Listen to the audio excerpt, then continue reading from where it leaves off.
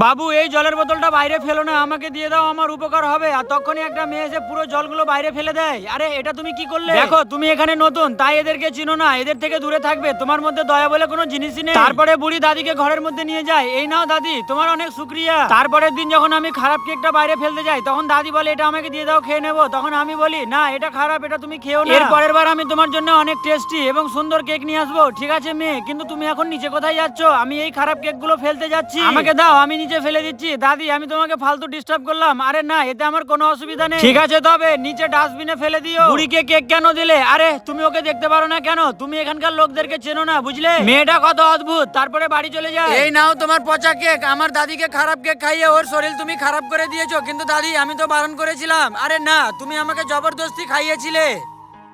আমি দাদির পিছনে 20,000 টাকা খরচা করেছি, সম্পূর্ণ টাকা এখন তুমি দেবে। এতক্ষণে আমি বুঝতে পারছি মেয়েটার কথাগুলোই ঠিক ছিল।